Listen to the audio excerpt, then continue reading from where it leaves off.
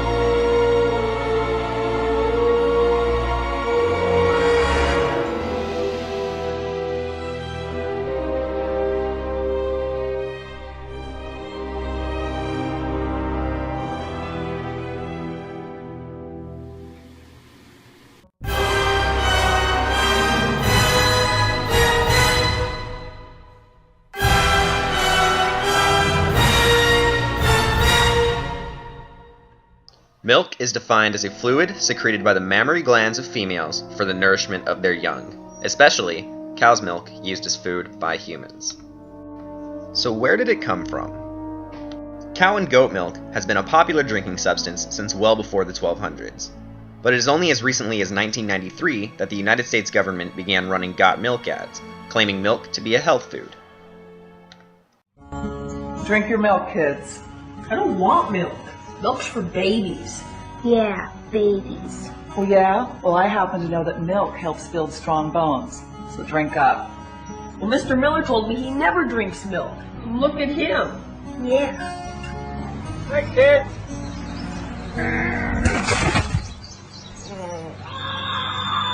Oh, that's not good. Got milk.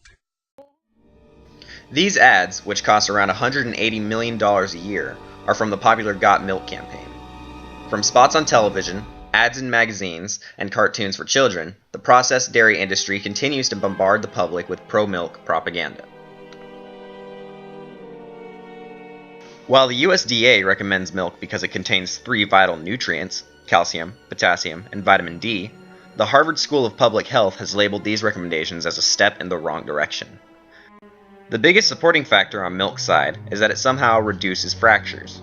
Well, I happen to know that milk helps build strong bones. In fact, there is very little evidence to suggest this, and countries with low milk consumption, such as the Far East, also show low fracture rates. Moreover, a single serving of milk is 138 calories, so the USDA-backed suggestion of 3 cups a day adds up to be 366 calories, a large portion for those watching their weight. Aside from simply not being beneficial, it is also linked to certain types of cancer, especially prostate and breast cancer.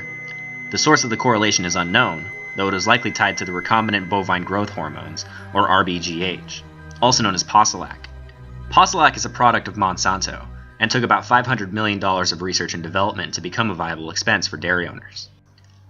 Basically, it mimics a gene found in the pituitary gland of cows called bovine somatotropin.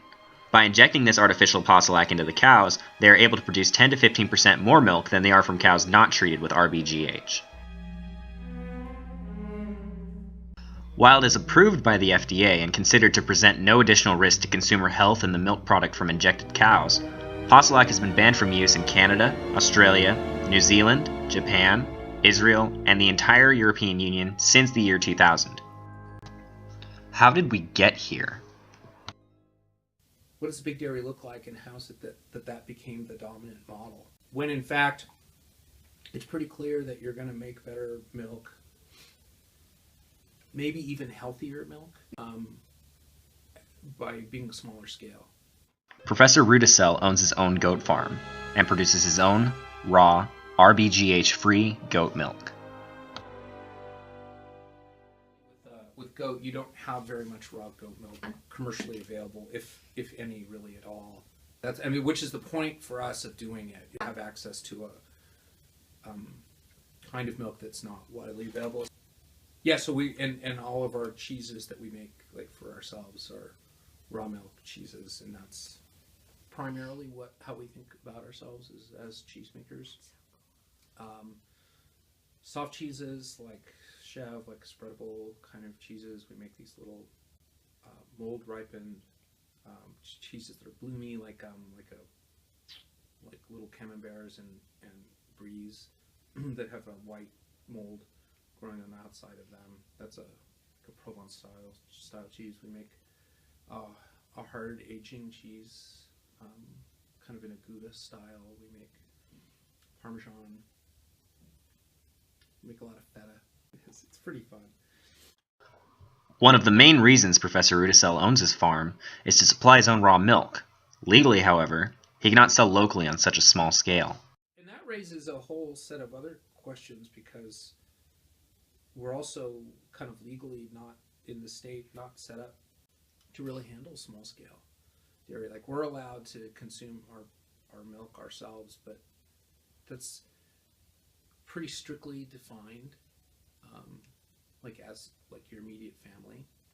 There have been cases of people kind of doing similar things to what we're doing and at about the size that we're doing it, where we actually maybe have enough to share with a small number of neighbors, 5 or 6 or 10 people. Maybe we could provide milk for that many people, but there's no legal structure for that to happen. Even if those consumers are willing to say, like, I forfeit the protections and controls of the government, you're not allowed to say that. And even if they were willing to even if they came to the farm and said, I know how these people do this, it's difficult. It's difficult for small farms also to survive economically, because the price of milk is so. The big raw milk dairy in California is Organic Pastures, and they have, I don't know, maybe 450 head of cattle, and they have a kind of a ranging system, a little bit like what Joe Soliton does in Virginia with his beef cattle.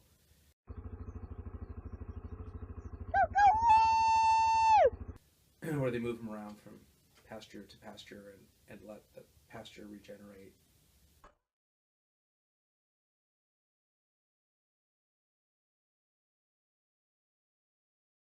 Following the cows with chickens,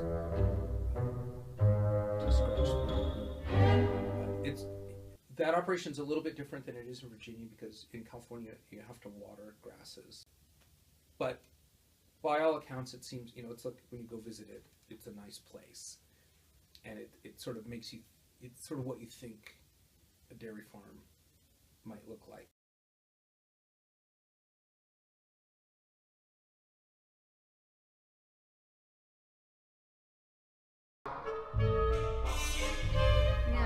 There does seem to be the cows and the cattle, so I think it was about, like, when you go there, the animals seem happy and for the most part healthy, and they have an incredible mobile milking operation. It's really super cool. I asked the owner of that dairy, Mark McAfee, how much milk needed to cost per gallon so that his animals were well fed, and he could live. Yeah, send his kids to school, fix his truck when his truck needed to make his mortgage, and he said $12 a gallon. So you've got this sort of disparity between, a gallon of milk at Vons or whatever is $4. $2 for payment. Where's the gap, and how do you bridge that? Historically, I think it's interesting, like, kind of where that comes from. What kinds of subsidies are in place? What kind of scale do you need to operate on to make that work?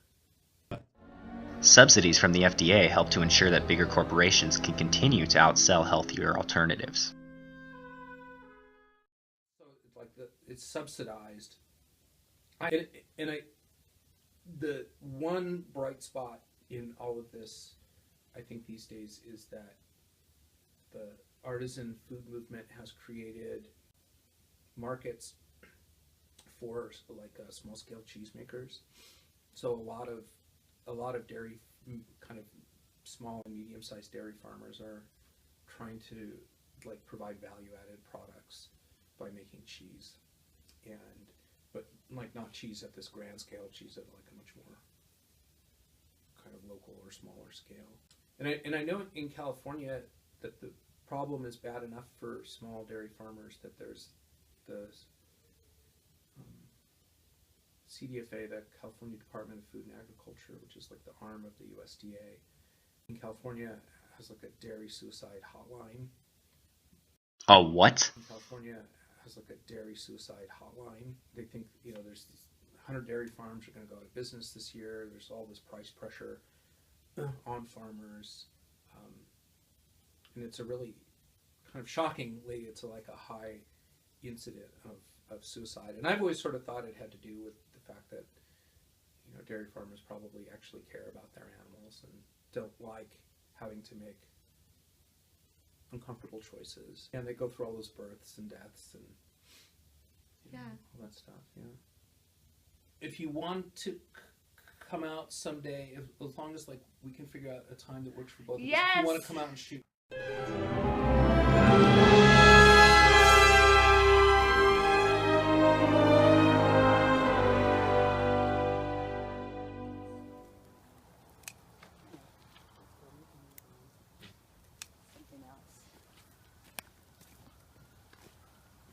We have to cut it up really small, and we mix it in and kind of trick them into eating it. So what does it do for the goats? Well, oregano is a natural antibiotic, basically. Oh yeah. So it's just, I just mix it in for its medicinal properties. Like in nature, they would maybe eat a little bit, but not Accidentally. very much, because the flavor's too strong, so they wouldn't choose it. But mixed in, then it has. What a beautiful breakfast. Yes, Look at that. these goats are so spoiled, I'm telling you. Because that way you know how much the mothers are producing and you know how much the kids are drinking, and you can control all of that. And then you can decide when to wean the babies. So economically that all makes a lot of sense. But for us, that's too much work because we have full-time jobs and we don't have employees, right? So we let the mothers nurse. We encourage it, and if they don't do it at first, we spend a lot of time training them to make sure they can do it. Sometimes they need a lot of help for the first week. And then we let them nurse the babies until they decide to stop, the moms, which oftentimes is as much as 6 months. So a pretty good percentage of the milk that the mom makes just goes to the babies. We'll pull the boys off a little earlier and separate them. We won't let the boys drink for 6 months, but we'll let the girls who we're going to keep, as dairy goats, we'll let them continue to get a little bit of milk from their mom and not have the stress of weaning. So what can we all do? Well, not everyone has the space for a personal farm, but the biggest problem with the unhealthy dairy industry is that people continue to buy the products that they create. Simply put, we must come together and start purchasing raw milk or alternative milk substances, such as soy or almond milk, in order to show big dairy that an unnaturally low price will not convince us as a consumer society to condone the unethical treatment of animals and the hazardous byproducts that they are selling. Really, nothing speaks more clearly than money. So spend it well.